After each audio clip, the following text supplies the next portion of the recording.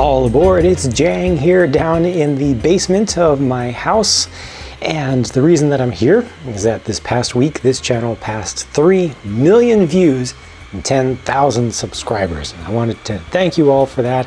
And I figured the best way to say thanks rather than just saying thanks would be to do something, to actually provide some more content that a lot of you might enjoy. Many of you have asked me in the past what happens to all of my Playmobil stuff after I review it, and many of you have asked if I'm going to do a Playmobil City layout or a big diorama or something. So here's the answer to that, and I figured I'd give you a little bit of a tour through it. And obviously, it's kind of temporary right now because it's just down on the ground. But eventually, I will be putting tables in here. Just haven't been able to come up with the time just yet. I've been following the train around because train stuff is very near and dear to my heart.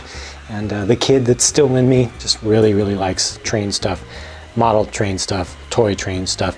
And so I got all my train stuff together and was able to park and successfully come in and out.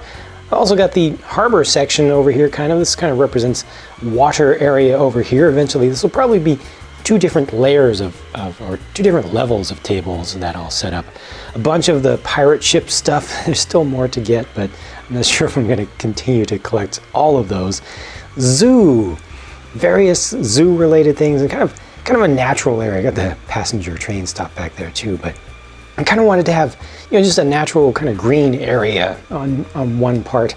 And then over here is the construction site, which once this gets set up properly will really look nice to me because I'm going to bring in some real dirt and or sand and or gravel and try to make it look like some proper terrain that's actually being worked on, and I can get some dirt scooped up into the buckets of the vehicles and stuff. So that's going to look pretty nice. But for now, like I said, everything's just kind of temporary here. It's kind of getting the feel for the size of everything.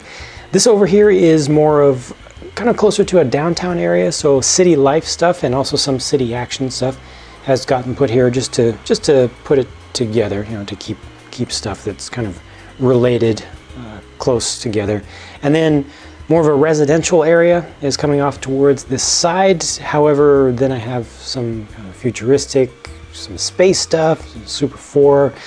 I've got a medieval thing there, and then also that's a small school there. But yeah, things get a little bit mixed up towards this edge because the edge. So that's where, yeah. Well, anyway, you see what it is. The main bulk of it is kind of set up okay, but I also, of course, still have the medieval castle combination layout here, which combined together all of my castles that I reviewed into one. Just took all the pieces, all the wall pieces as best I could and combined them together. It actually worked out pretty well. I did a separate video just covering this, and this area has the most figures set up.